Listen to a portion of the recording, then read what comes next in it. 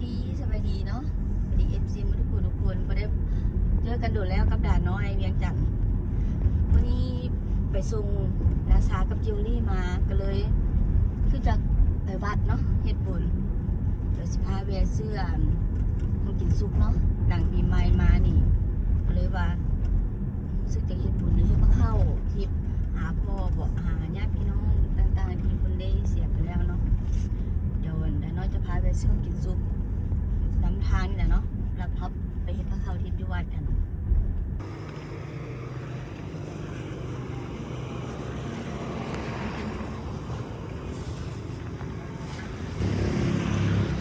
ซื้อกินซุปไปวัดเนาะไปพระเขาน้อยวัดจะได้เป็นกระแสไปแสนกับพันนึงว่าแสนนึง ก็คือน้ำน้องสาว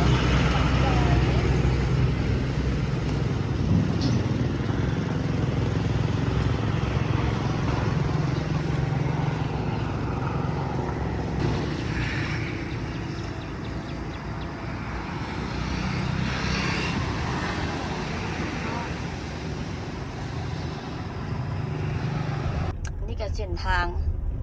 ตองแตงนะทุกคนเขาจะไปวัด194เนาะวันนี้ด่าน้อยคือไปประจำเลยมักไปพระเขาอยู่วันนี้หรือเฮ็ดเพนอย่างต่างๆเนาะไปใส่บาตรกับ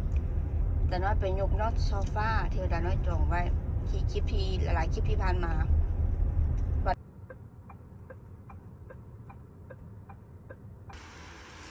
เดี๋ยวให้มาแก้ห้องกินกันเนาะแต่น้อยพากันมาวัด194ทุกคนแล้วก็เมื่อกี้ก็ไปทายอยู่หลังคาเพื่อนเนาะคือจากทะเล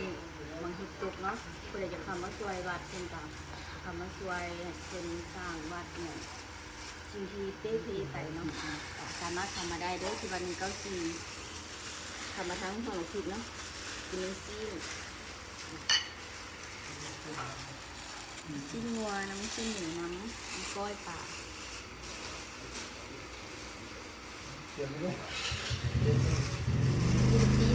เปิดปากเนาะ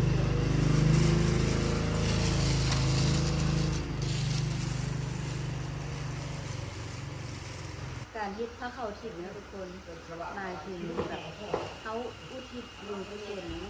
ให้เมตตาให้ผู้ที่ล่วงลับไปแล้วเช่นพี่น้องโบเจ้ากรรมนายเวรโบจังซี่เนาะผู้ที่เขารู้จักญาติพี่น้องที่คนได้ล่วงลับไปแล้วแล้วก็มาที่พระเขาทิพย์อุทิศบุญกุศลนี่อย่างตรงไปหาเพื่อนเนาะให้เพื่อนได้มาทับเราบทานเขากับเวียซื่ออยู่ทุกอย่างมีทางยังสิจะได้หรือว่าเขามีความตั้งใจอย่างที่เรากินราคามายังสิจะได้เนาะมาถวายเพลอย่างได้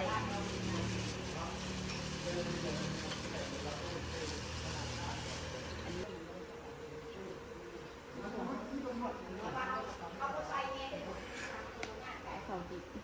ที่กินกุศลให้แกนคือที่ลงรับไปแล้ว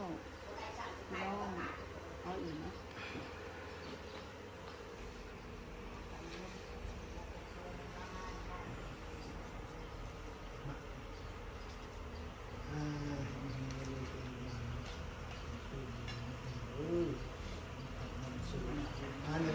ช่วย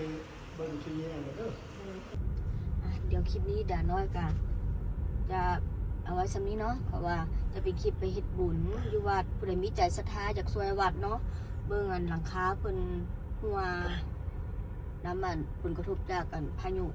ลูกเห็บตกค่ะเนาะทุกคนผู้ใดมีใจศรัทธากลับไปช่วยเพิ่นได้เด้อที่วัด194อยู่บ้านห้วยหมอกพริกเนาะเข้ามัดสินหนองแตงเดี๋ยว